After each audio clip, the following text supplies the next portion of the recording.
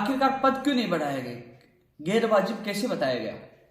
क्योंकि 2018 के बाद ये भर्ती आई थी, आपने कॉमर्स वालों को भी शामिल किया, आपने बीएड एसटीसी के अपेयरिंग वालों को भी शामिल किया। 3 साल बाद ये भर्ती आई थी और वहां भजनलाल पकड़ा नहीं गया। भजनलाल ने कहां पेपर बांटा है, पेपर लीक भी हुआ, ये सत्यता है, पेपर लीक भी हुआ। जनता की आवाज, जनता तक न्यूज। रीट भर्ती को लेकर राज्य सरकार को हिदायत और माननीय मुख्यमंत्री जी से अपील। मुख्यमंत्री जी, रीट को लेकर कल आपने फैसला किया कि नई 20,000 पदों पर वैकेंसी निकाली जाएगी। स्वागत है। मैं भी चाहता हूं मेरे प्रदेश के नए बेरोजगार, नए का मतलब जो बीएड एसटीसी कर रहे हैं, जो फेल हो गए थे, जिनके कम नंबर आ गए थे, उनको मौका मिले। मैं नहीं चाहता कि उनको नुकसान हो, लेकिन माननीय मुख्यमंत्री जी जो रीट में पद बढ़ाने की मांग को लेकर कई दिनों से बेरोजगार वहां बैठे हुए थे, उनको बड़ी आस थी। मुझे पूरा विश्वास था कि कहीं ना कहीं सरकार कम से कम 40 से 45,000 करके इनको राहत जरूर देगी और नई भर्ती की भी घोषणा करेगी। लेकिन 20,000 की घोषणा तो कर दी, लेकिन सवाल कई उठ गए। सवाल ये उठ गए कि आखिरकार पद क्यों नहीं बढ़ाए गए, गैर वाजिब कैसे बताया गया? क्योंकि 2018 के बाद ये भर्ती आई थी, आपने कॉमर्स वालों को भी शामिल किया, आपने बीएड एसटीसी के अपेयरिंग वालों को भी शामिल किया। 3 साल बाद ये भर्ती आई थी और वहां भजनलाल पकड़ा नहीं गया। भजनलाल ने कहां पेपर बांटा है, पेपर लीक भी हुआ, ये सत्यता है, पेपर लीक भी हुआ। ना आपने सीबीआई की जांच करवाई, सबसे बड़ी मांग सीबीआई की जांच की थी, सीबीआई की जांच नहीं करवाई। भजनलाल को पकड़ना था, भजनलाल को नहीं पकड़ा। अपेयरिंग वालों को शामिल कर दिया, कॉमर्स वालों को शामिल कर दिया, ईडब्ल्यूएस का जो अलग से जो पद बढ़ाने थे वो नहीं बढ़ाए। तो इन सब तथ्यों को मद्देनजर रखते हुए गैर वाजिब मांग नहीं थी, वाजिब मांग थी। माननीय मुख्यमंत्री जी का बयान देखा कि बेरोजगार संघ बना लेते हैं, गैरवाजिब मांग करते हैं। तो गैरवाजिब मांग कहां थी? वो बेरोजगार पिछले कई महीनों से बैठे होते, अनशन कर रहे थे, सर्दी में तड़प रहे थे। तो इन सब चीजों को ध्यान में रखते पद बढ़ानी चाहिए। मुझे पूरा विश्वास था, जहां मैं मंत्रियों से मिला, अधिकारियों से मिला, मुझे लग रहा था पद बढ़ेंगे। मुझे भी रात को झटका लगा कि जब एक भी पद नहीं बढ़ाया। अब 20,000 की क्या 25,000 की घोषणा करिए, स्वागत है, क्योंकि वो भी प्रदेश की जो बेरोजगारों की वैकेंसी निकाले वो भी हमारे भाई बहन हैं। लेकिन अभी भी राज्य सरकार चाहे तो पदों की संख्या बढ़ा सकती है और बढ़ाना चाहिए। ये मेरी अपील है और मेरा निवेदन है, क्योंकि युवाओं का आक्रोश सरकार के प्रति इतना बढ़ चुका है, इसका खामियाजा कांग्रेस को 2023 में भुगतना पड़े। सोशल मीडिया पे आप देख सकते हो, मैं नहीं कह रहा, आप देख सकते हो युवाओं का आक्रोश। लेकिन जिस प्रकार खिचड़ी हो चुकी है, अभ्यर्थी फर्स्ट ग्रेड सेकंड ग्रेड की तैयारी कर रहे हैं। आपने 14 और 15 मई को रीट की तैयारी की, एग्जाम की घोषणा कर दी। अभ्यर्थी जाए तो कहां जाए? जो कोचिंग फीस दे दी, कोचिंग कर रहे हैं, तो क्या वो रीट की तैयारी करने लग जाए बीच में? ये क्या कैलेंडर है, क्या चीज है? ये बिल्कुल सरकार का मैं गलत निर्णय मानता हूं। वैकेंसी निकाल दीजिए, मुझे कोई एतराज नहीं है, लेकिन फर्स्ट ग्रेड सेकंड ग्रेड वाले अब किसकी कोचिंग छोड़ के क्या रीट की तैयारी करें? पद बढ़ाना चाहिए था, जो आपने बढ़ाए नहीं, बल्कि गैरवाजिब मांग बता दी, जो बिल्कुल तर्कसंगत नहीं है। युवाओं में आक्रोश है। और अभी जो हम रैली और निकाल रहे हैं राजस्थान में, युवा जागृति और सदस्यता अभियान, युवाओं में जो सारे लोगों को सुझाव मांगकर ये सारी चीजों का जो ये रैली संगठन को मजबूत बनाने के साथ साथ ये 2023 के लिए भी बहुत महत्वपूर्ण होगी। ये अभियान, ये रैली, ये सब युवाओं की मांग को मानना चाहिए था। आपने नई वैकेंसी निकाली, स्वागत है, और बढ़ा दीजिए नई वैकेंसी, हमें कोई इतराज नहीं। 20 से 25,000 कर दीजिए, लेकिन कम से कम 40 से 45,000 इनके भी पद करने चाहिए थे, क्योंकि सारे लोग बिठा दिए थे, अपेयरिंग वालों को बिठा दिया था, अन्य कॉमर्स वाले ईडब्ल्यूएस के पद नहीं बढ़ाए, और ये लगातार संघर्ष कर रहे थे। सबसे ये एक ऐसा आंदोलन था जिसमें कोई राजनीतिक पार्टी का लोग नहीं गया, किसी का समर्थन नहीं लिया। ये बेरोजगार अपनी संघर्ष समिति बनाकर आंदोलन कर रहे थे। हालांकि मैंने पूरा समर्थन दिया, मेरा फर्ज बनता, मैंने समर्थन दिया, लेकिन राजस्थान बेरोजगार एकीकृत महासंघ के बैनर तले भी नहीं था, एक संघर्ष समिति के बैनर तले था।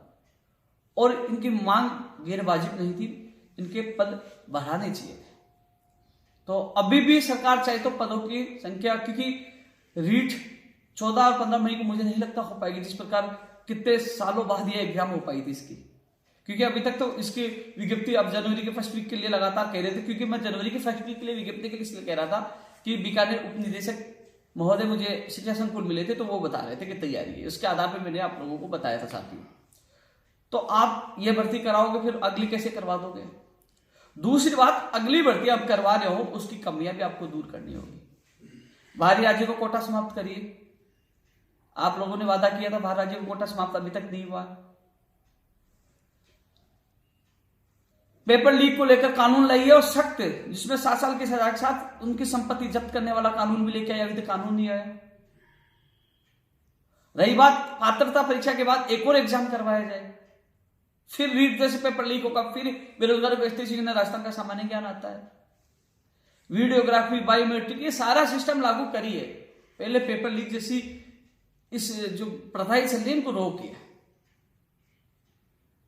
लेकिन यह भी स्थिति स्पष्ट की है कि लोग फर्स्ट ग्रेड सेकंड ग्रेड की तैयारी करिए या रीट की तैयारी करें, इसकी स्थिति भी स्पष्ट सरकार करे।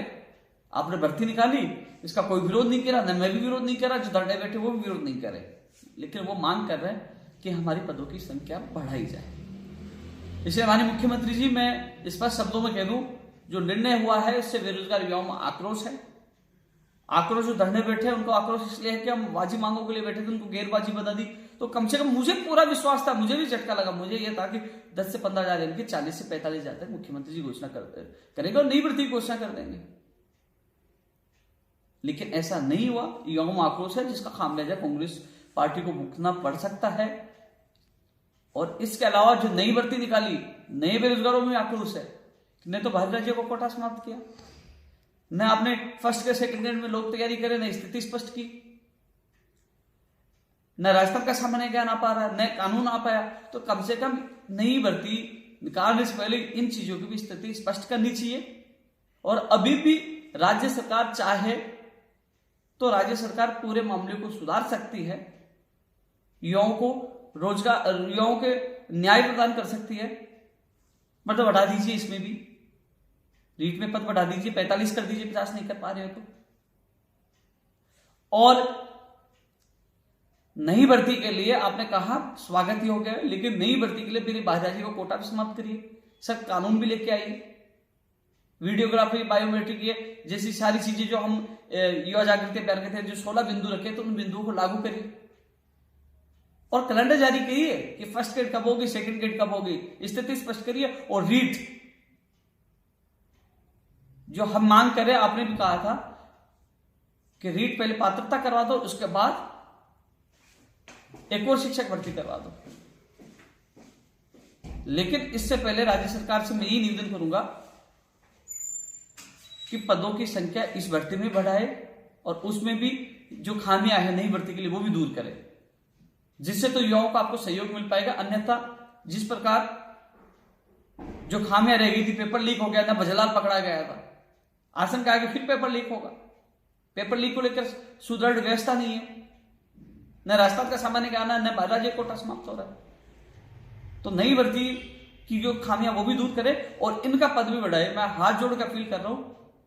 और जो युवा साथी जो कह रहे हैं कि उपेंद्र यादव ने हमारा सहयोग नहीं किया पद बढ़ाने को लेकर, साथियों मैंने पहले दिन से 7 तारीख को गया था, तब कह दिया था कि मैं आंदोलन में सहयोग कर सकता हूं, नेतृत्व नहीं कर सकता, क्योंकि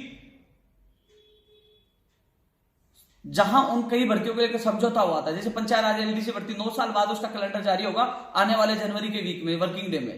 टेक्निकल हेल्पर भर्ती, कंप्यूटर भर्ती, प्रयोगशाला सहायक जो रद्द कर दी थी उसकी सूची जारी होगी चयनित अभ्यर्थियों की, उनके घरों में खुशी आई है। समझौता करने के बाद मैं एक आपकी भर्ती के लिए जो और घरों में उनको नुकसान नहीं पूछा सकता था, वो लोग रोने लग गए थे कि भैया धरने बैठ के सरकार हमारी भर्तियां रोक देगी, तो उन लोगों को नुकसान नहीं पूछा सकता था। मैं भी जवान का पक्का हूं, वहां समझौता हुआ था, तो इन भर्तियों के जो और लोग गए थे जो पहले फरवरी में आंदोलन किया था, उनके साथ नुकसान नहीं पूछा सकता था। पहले दिन स्पष्ट, ऐसा नहीं है कि मैं कल बग गया, परसों बग गया, 7 तारीख को जब आंदोलन शुरू हुआ तभी मैंने वहां धरना स्थल पर जाकर बता दिया था। और इसके अलावा शिक्षा मंत्री जी से, सीएमओ में तमाम मुख्यमंत्री, तमाम जहां भी गए मैं साथ गया और आपकी बात आपके अभ्यर्थियों के सामने रखी। जो लोग अफवाह फैला रहे ना कि उपेंद्र यादव ने तो नई भर्ती की पक्ष सरकार हमारा साथ नहीं दिया, वो अफवाह फैला रहे। अब धरना स्थल पर बैठे उन अभ्यर्थियों को पूछिए, जितना नाखुश आप हो जितना नाखुश मैं भी हूं। पद नहीं बढ़े, जितना सदमा आपको पूछा मुझे पहुंचा है।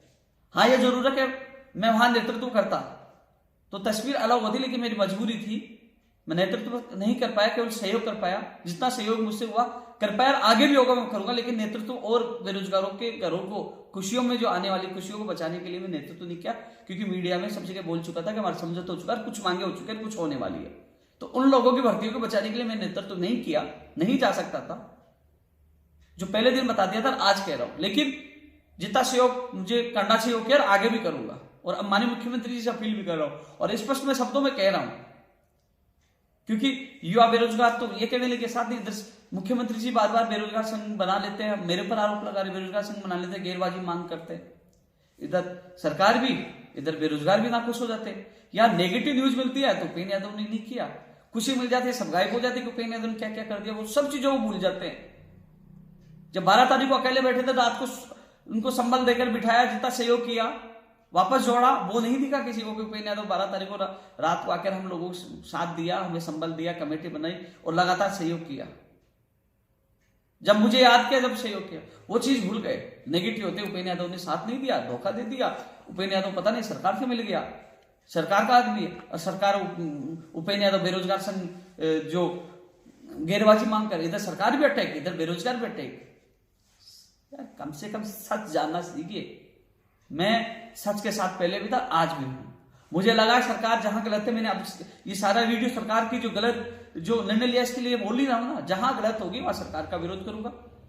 जहां सरकार सही होगी, जो काम करेगी, पद बढ़ा देती है, मैं धन्यवाद भी दूंगा जहां सरकार सही करेगी। लेकिन जहां गलत निर्णय होगा इसका विरोध पहले भी कर रहा था, आज भी कर रहा हूं और हमेशा करता रहूंगा।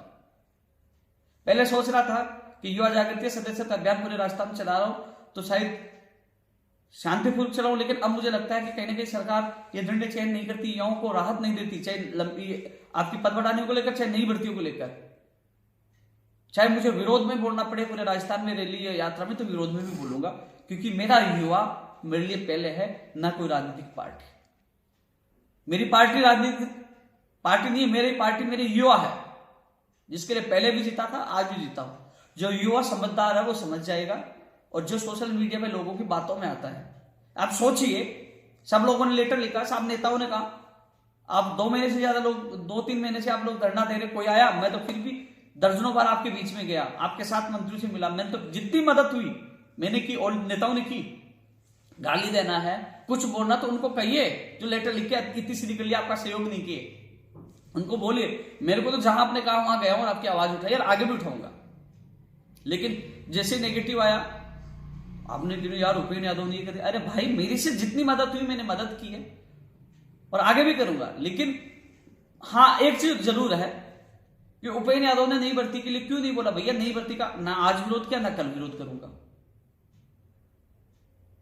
मैं आपकी मांग रख सकता हूं, आपके लिए लड़ सकता हूं, आपकी आवाज उठा सकता हूं, लेकिन नई भर्ती के लिए जो इंतजार कर रहे हैं, काफी लोग एसटीसी बीएड भी करते हैं, कई लोग और भी है, तो क्या मैं उनका विरोध नहीं कर सकता? पहले दिन भी कहा था, आज भी कह रहा हूं। राजस्थान बेरोजगार एकीकृत महासंघ में सब लोग आते हैं, लेकिन आज भी आपकी मांग को समर्थन कर रहा हूं कि वास्तव में पद बढ़ाने चाहिए। और जब मुझे मौका मिलेगा, अब मैं फिर आज भी जाकर सरकार के प्रतिनिधियों से मिलने की कोशिश कर रहा हूं कि निर्णय गलत है, इस पर पुनर्विचार किया जाए, बेरोजगार को न्याय प्रदान किया जाए। अब भी कोशिश करूंगा। धन्यवाद।